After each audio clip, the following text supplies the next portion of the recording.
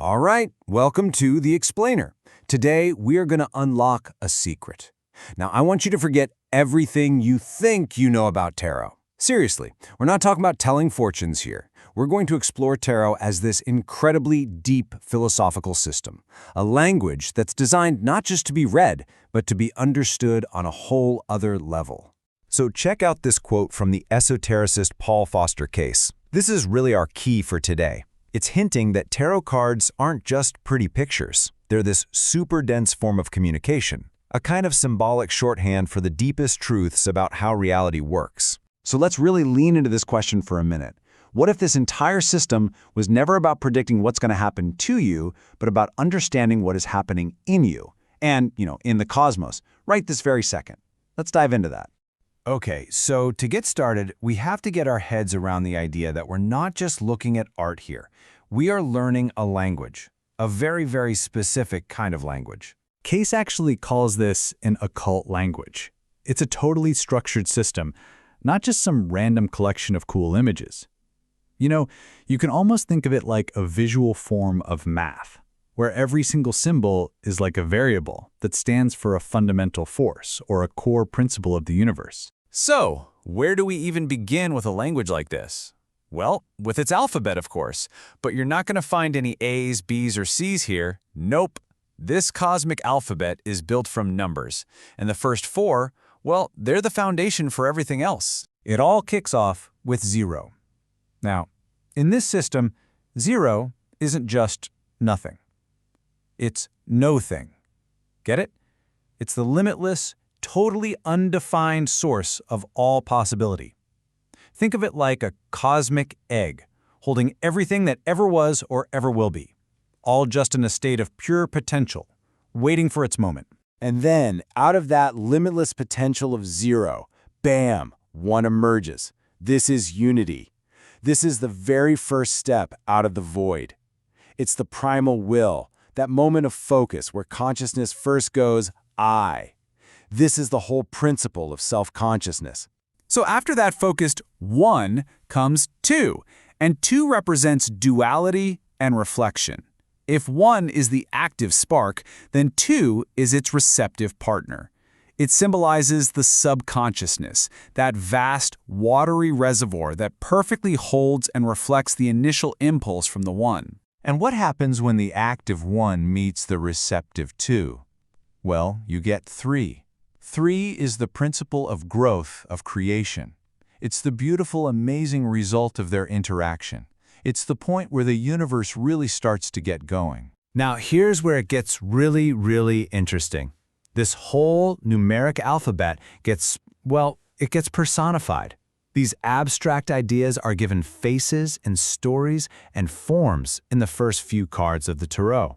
They become living, breathing archetypes. So the Fool is the personification of 0. He is pure, limitless potential, just stepping out into the unknown.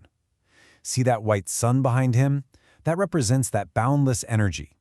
He contains all the kingdoms of life right there within him. The vegetable kingdom, shown by the green wreath, and the animal kingdom, with the red feather.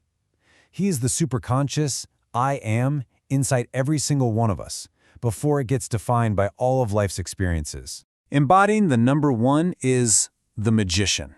He takes all that raw, limitless energy of the Fool and gives it a sharp focus, a direction.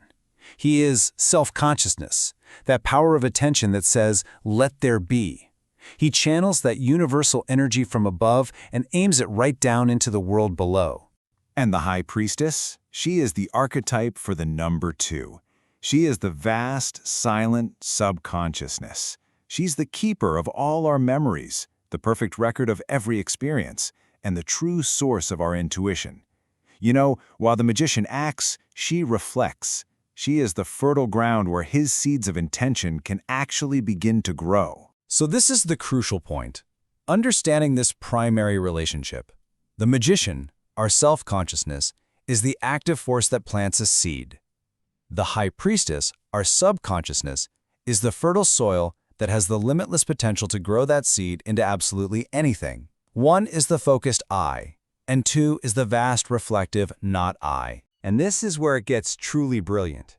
These archetypes, They don't just exist on their own. They interact to show us a fundamental process, how reality itself is created, starting from just a single, simple idea.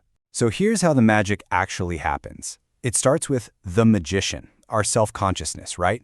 It provides a focused impulse, a single goal.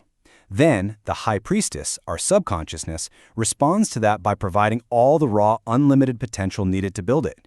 And their union? That gives birth to the Empress, the incredible creative power of 3.